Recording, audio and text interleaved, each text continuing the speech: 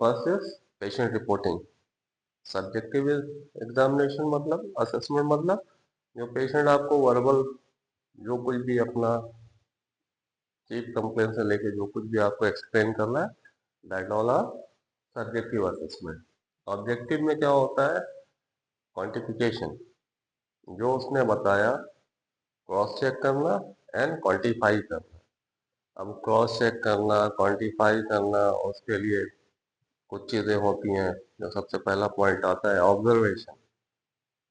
सबसे पहले ऑब्जर्वेशन ही आता है, उसके बाद फर्दर जाओगे, ऑब्जर्वेशन ही में काफ़ी लंबी चौड़ी चीज़ें होती हैं और खासतौर से वो सारे पॉइंट होते हैं जो सब्जेक्टिव से हमें मिले होते हैं, तो उन चीज़ को क्रॉस चेक करते हैं। फिर क्या होता है? Measurement and test. Special test बहुत से होते हैं, फिजिकल थेरेपी में बहुत सारे टेस्ट हैं। जितनी कंडीशन, हर कंडीशन को रूल आउट करने के लिए, डिफरेंशियल डायग्नोसिस बनाने के लिए सबसे पहला तो यही होता है। फिजियोथेरेपी पॉइंट ऑफ व्यू से बात करो तो अपने पास क्या है? कुछ स्पेशल और स्पेसिफिक टेस्ट हैं। बाकी क्या है कि आपके पास तो लेबोरेटरी में जाओगे वो सब करते हैं, मेडिकल प्रैक्टिशनर करते हैं। इमेजिनरी फाइंडिंग, उस पर तो हम कुछ हद तक क्या काफ़ी कुछ डिपेंड होते हैं, लेकिन वो बात की बात है, वो सारे लोग कर रहे हैं। एज अ फिजियोथेरेपिस्ट आपकी क्या रिस्पॉन्सिबिलिटी है?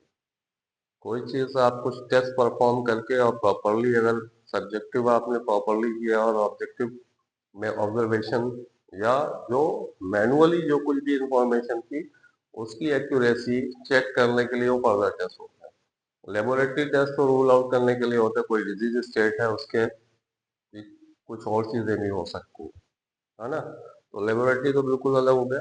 इमेजिनरी फाइंडिंग्स पे बोन हेल्थ है या ट्रोमेटिक कंडीशन है, उन सारे के रूल आउट करने के लिए हम इमेजिनरी की भी हेल्प लेते हैं, चाहे सीटी हो, एमआरआई हो, एक्सरे, जो भी है।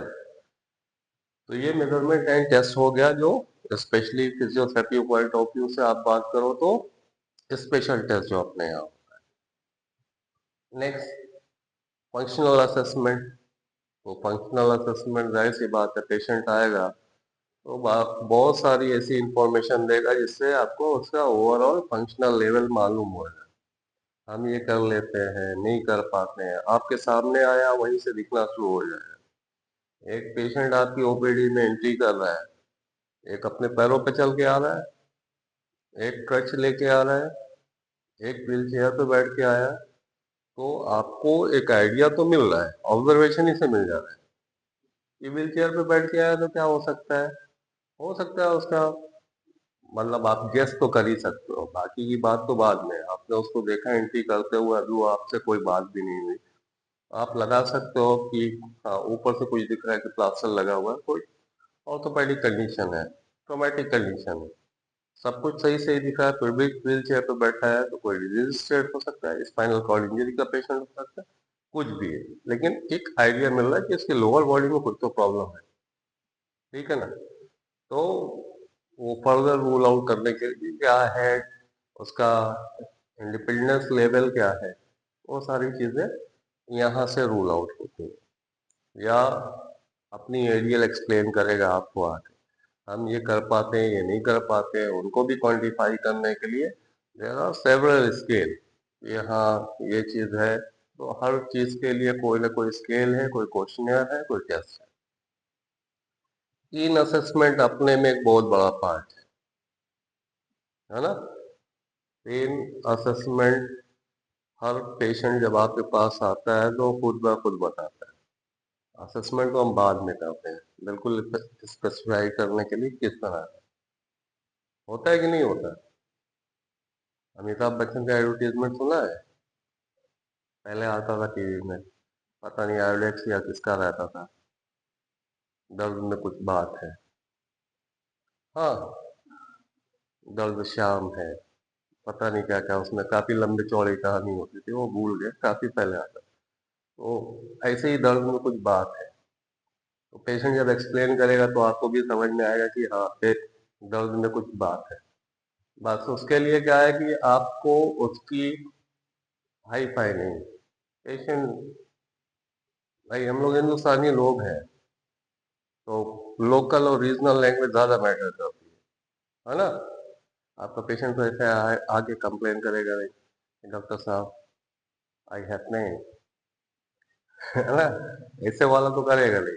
वो क्या बोलता है, खींच रहा है, पिरा रहा है, कुछ खींच रहा है, मतलब बहुत सी लैंग्वेज है, लेकिन उस खींच रहा है उसको भी अगर वहां के हिसाब से आप करोगे, स्ट्रेचिंग लाइट, ठीक है ना, कुछ अंदर जैसे लग रहा है पीट रहा है, कोई बाजा बजा रहा है कुछ, मतलब अब वो आप करो, बर्निंग टाइप, शार्प शूटिंग, डल हैकिंग, ठीक है ना, अनडिफाइंड, बहुत से हैं। पेन असेसमेंट में जाओगे तो पता नहीं, शायद 50-60 कैटेगरी होगी। बहरहाल हमें इतनी डिटेल में नहीं आना है, लेकिन कुछ जो कॉमन है कि आपके टेंडन में सोमैटिक टाइप में क्या होता है, आपका न्यूरोपैथिक टाइप में कौन कौन से कॉमन टाइप है, उतना तो मालूम होना चाहिए कि अगर बर्निंग बोल रहा है without any history of trauma या कुछ भी नहीं है, तो उसमें किस तरह का डायलॉग, ये सब डिस्कस करेंगे हम pain assessment. Next, treatment session जो आपका डिटेल है। ऐसा तो जरूरी है नहीं कि पेशेंट आपके पास आया तो उससे पहले कुछ ट्रीटमेंट लिया नहीं होगा। बहुत से पेशेंट आपके पहले ट्रीटमेंट ले चुके होते हैं, हो सकता है फिजियोथेरेपी का भी ट्रीटमेंट ले चुका हो, फिर वहाँ आराम नहीं मिला तो आपके पास आया, ये भी तो होता है। या साथ ही साथ चल रहा है, मेडिकल ट्रीटमेंट चल रहा है, किसी डॉक्टर के कांटेक्ट में है, उसका चल रहा है, उन्होंने रिफर किया तो उसकी भी डिटेल। फिजियोथेरेपी का है तो हो सकता है कि आपको ऐसा कुछ बताए कि फला जगह गए थे, वहाँ फिजियोथेरेपी इतने दिन तक करवाया, कुछ फायदा नहीं। तो अगर डिटेल है, उसकी डॉक्यूमेंटेशन है प्रॉपर, तो आपको ये तो हेल्प मिल जाएगी कि हाँ इस कंडीशन में क्या होना चाहिए था या क्या चल रहा था, सही था आपके हिसाब से या जो उसमें कुछ लैकिंग थी, या आपको ये आइडिया मिल जाता है कि सब कुछ तो ठीक था, बट हमारी लाइन ऑफ ट्रीटमेंट यही रहता, हो सकता है अब हमें कुछ अल्टरनेटिव मेथड यूज करना पड़े या कुछ दूसरी चीजों को ट्राई करना पड़ेगा, क्योंकि ऑलरेडी जितनी चीजें हम सोच रहे हैं वो पहले वाले ने कर रखी है, उसके बाद भी कोई फायदा नहीं, है ना। तो ये सारी चीज याद होती है। एंड नेक्स्ट इज प्रोग्रेस, क्या है जो ट्रीटमेंट हुआ, जो कुछ भी इंटरवेंशन था उससे कुछ फायदा हुआ या नहीं हुआ। हो सकता है कहीं कोई दूसरे शहर में ट्रीटमेंट ले रहा हो और आ गया, तो अब आपको कहाँ जाना है, वो सारी चीज। तो बहरहाल ये पूरा एक ओवरव्यू है। अब इन सारी हेडिंग्स के अंदर बहुत कुछ रहेगा। अब चले आते हैं सिर्फ ओवरव्यू पे।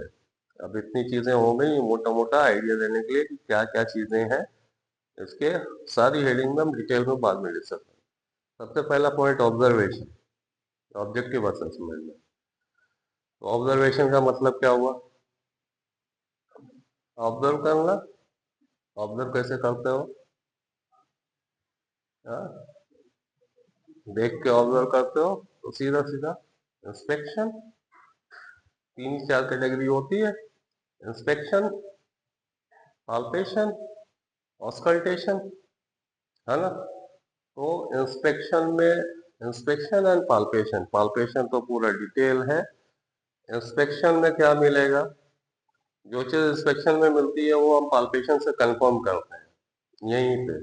ऑब्जर्वेशन में भी जो तीन चार पॉइंट है, इसके अलावा ऑब्जर्वेशन कई पार्ट में, ये मोटा मोटा है। एक ऑब्जर्वेशन हुआ ओवरऑल, हमने पेशेंट को देखा, कोई पर्टिकुलर पोस्चर हो सकता है उसका, प्रॉब्लम कहीं और है, लेकिन बैक पेन का पेशेंट है, हो सकता है लीन होके आया हो आपके सामने कि नहीं डॉक्टर साहब हम सीधा तो नहीं कर पा रहे, ऐसे ही है, कल झुके थे उसके बाद सीधे हो ही नहीं पाए, जितनी बार सीधा होने की कोशिश करना है बहुत तेज पेन।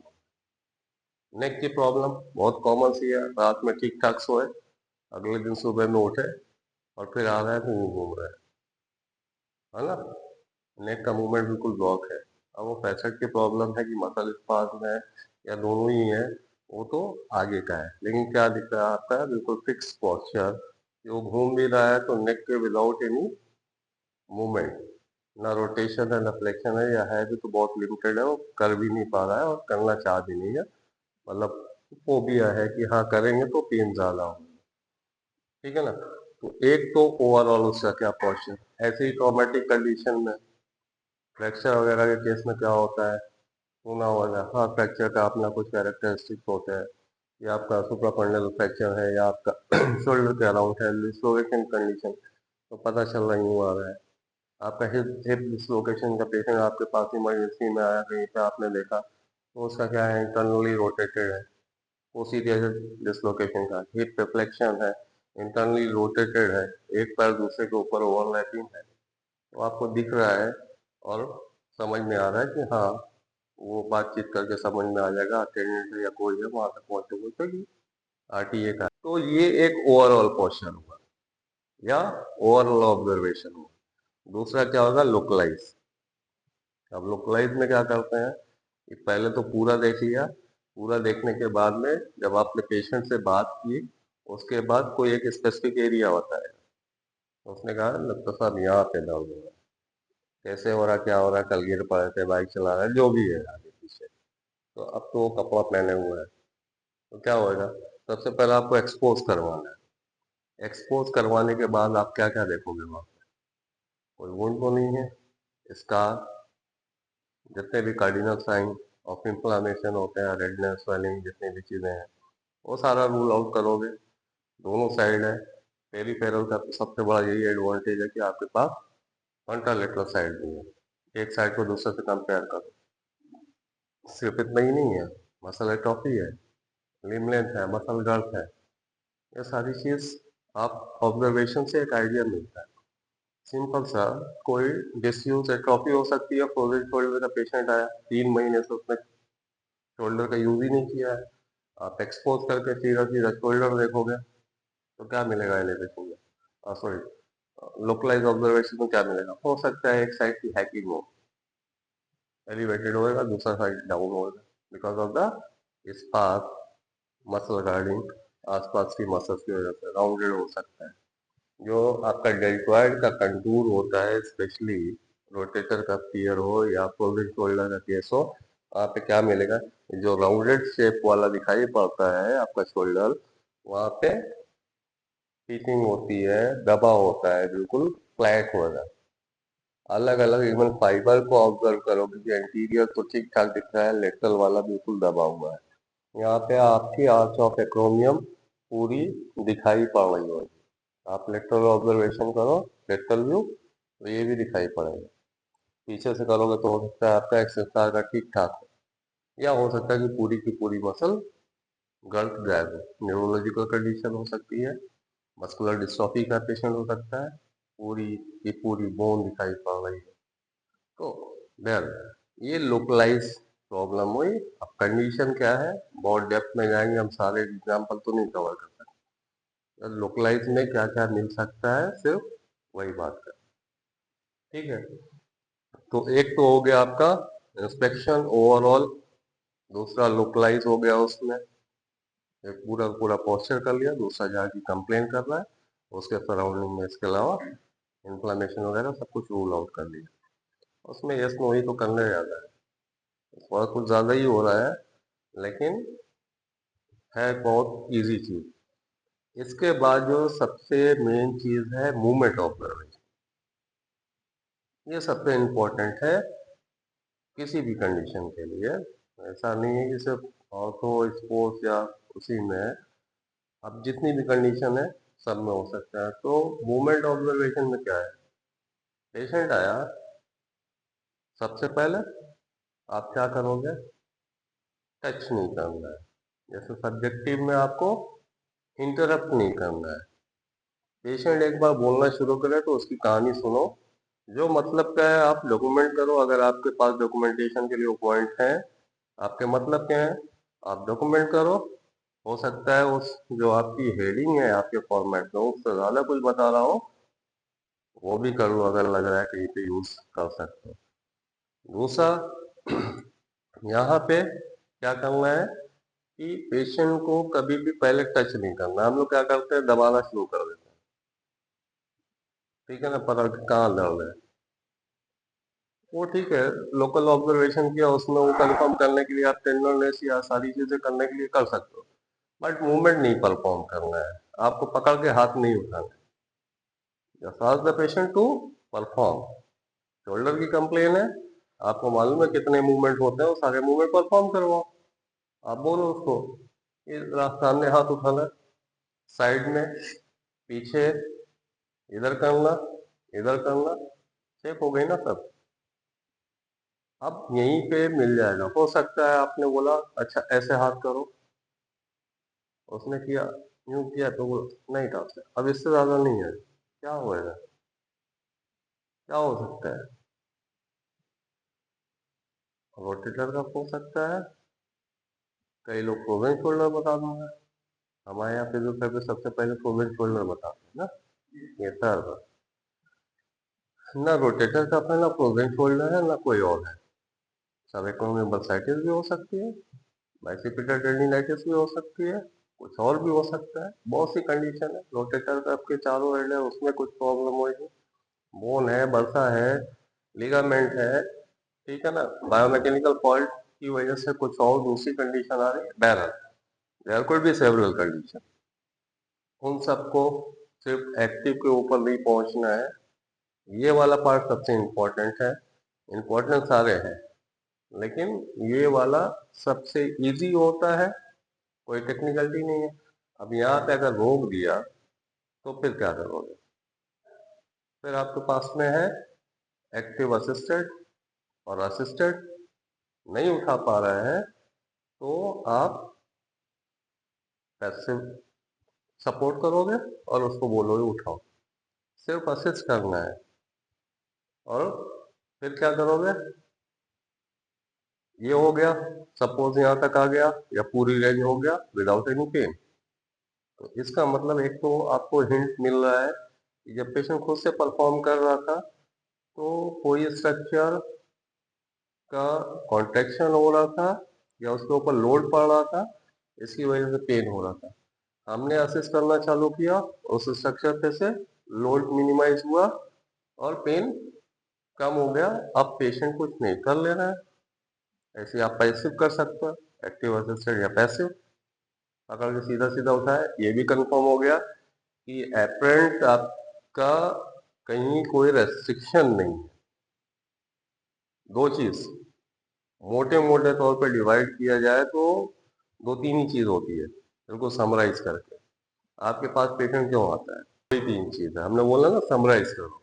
एक क्या होगा कि सिंपल सा पेन, पहला। दूसरा रेस्ट्रिक्शन, हम अपनी लैंग्वेज में बात कर रहे हैं। और तीसरा, इसी को हम कह सकते हैं इनएबिलिटी। अब ये तीनों टर्म क्यों यूज किए? पेन तो अपने में वजह है, पेन है तो नहीं करेगा वो कुछ भी कॉज, नहीं कर पाएगा। कभी कभी पेन उतना नहीं होता बट रेस्ट्रिक्शन ज्यादा हो, और पेन रेस्ट्रिक्शन दोनों ही साथ में होएगा। फ्रोजन शोल्डर में या जितनी भी कंडीशन है ऑलमोस्ट सब में थोड़ा सा कम थोड़ा सा ज्यादा दोनों ही चीज मिलेंगे। तो पेन भी मिल रहा है, रेस्ट्रिक्शन भी मिल रहा है। और रेस्ट्रिक्शन पेशेंट नहीं बोलेगा, पेशेंट क्या बोलेगा? जा नहीं रहा है, जाना आना भी नहीं बोलेगा। पेशेंट बोलेगा डॉक्टर साहब हम कपड़ा नहीं पहन पाते, डॉक्टर साहब हम बाल अपना सही नहीं कर पाते। Self care, ADF, functional. वो आपकी लैंग्वेज में आपसे नहीं बात करेगा, उसको डिकोड करना आपका काम है। वो बोलेगा कि जब कंघा करने के लिए हाथ उठाते हैं तो हाथ तो पीछे जाते ही नहीं। अब इसको डिकोड करो आप, this is external rotation, internal and external rotation. हम वॉलेट नहीं निकाल पाते पीछे से, दिस इज इंटरनल रोटेशन, ठीक है। हम कार नहीं चला पाते, abduction एंड इंटरनल रोटेशन। हम बाइक नहीं चला पाते, वहां तक हाथ जाते ही नहीं। ये सब क्या है?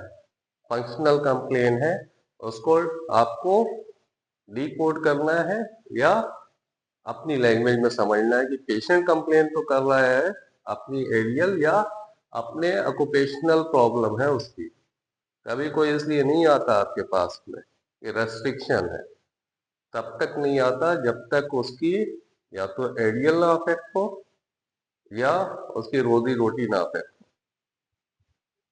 काम नहीं कर पाते। कारपेंटर हो सकता है, मैकेनिक हो सकता है, कुछ और हो सकता है, कंप्यूटर ऑपरेटर हो सकता है, ठीक है ना। तो उसी में जब प्रॉब्लम होती है तभी आपके पास आएगा, और वही प्रॉब्लम जब सॉल्व होती है ना तो उसको इससे कोई लेना देना नहीं है कि उसका हाथ सर तक जा रहा है कि नहीं जा रहा है। उसका जहां पे वो फुलफिल होना चालू हुआ वही तो गायब हो जाए। समझ में आने बात। And next is inability. तो इनएबिलिटी वाले को सीधे सीधे ये समझ सकते हो कि ज्यादातर न्यूरोलॉजिकल कंडीशन में इनएबिलिटी का मतलब ये हो गया कि मस्कुलर एट्रोफी हो गई या कोई न्यूरोलॉजिकल कंडीशन हो, सीधे सीधे नर्व इंजरी हो गई या हायर लेवल पे कुछ प्रॉब्लम हो गई, और उसके बाद न्यूरो का भी इन्वॉल्वमेंट हो सकता है, या ऑर्थो में बहुत लंबे टाइम तक डिसयूज एट्रोफी हो सकती है। पेशेंट देखा है फ्रोजन शोल्डर का, आज के टाइम पे यहाँ तक की रेंज आ चुकी है, बट पैसिव। एक्टिव बोलो तो बोलती है इसके बाद हाथ नहीं उठ रहा है। क्यों? क्योंकि मसल वहां पे जा चुकी है। समझ में आ रहा? तो यही 3 टर्म में समराइज कर देंगे। समझ में आई बात? तो ये होता है मूवमेंट, और इसके बाद जो आओगे वो यहीं पे आएंगे। तो ये तो पूरी डिटेल है। स्पेशल टेस्ट या मेजरमेंट वो तो हम जब एक एक कंडीशन कवर करेंगे, सिर्फ फ्रोजन शोल्डर रोटेटर कफ, तो हर कंडीशन के लिए मैगी उठा के देखोगे तो हर कंडीशन के लिए 5-5 6 टेस्ट मिलेंगे। लेकिन उतना भी हमें नहीं पालना है। हमें सिर्फ वैलिडिटी और रिलायबिलिटी किसकी ज्यादा है, कौन से आउटडेटेड है, कौन सबसे ज्यादा यूज होते हैं, उनके ऊपर फोकस करो। कंडीशन के लिए 1-2 टेस्ट आपके पास होने चाहिए और प्रैक्टिस करो बस। वो मगिंग होती है कि 5 टेस्ट हमें मालूम है, इसके परफॉर्म करते टाइम एक भी नहीं आ रहा था, है ना। तो हमें तो इतनी एक्सपेक्टेशन स्टूडेंट तो होती नहीं है। थोड़ा सा बताओ, एक कंडीशन के लिए 2 टेस्ट आपको मालूम है, that is more than enough, उतना ही आना चाहिए। लेकिन ये जरूर देख लो कि जो तुम पढ़ रहे हो उसकी कितनी रिलायबिलिटी और कितनी वैलिडिटी है। वो वाला टेस्ट मत पढ़ो जो जा चुका है, पहले होता था। अभी बहुत से हो गए हैं, रिसर्चेज हो रही है, सब वो चेक कर लोगे, नेट पे मिल जाएगा ये। ठीक है। फंक्शनल असेसमेंट अभी छोड़ दो, अभी जो डिस्कस किया था बस इतना ही दिमाग में रखो। फंक्शनल असेसमेंट में यही सारी चीजें करते हैं, उसके लिए भी स्केल्स होती हैं।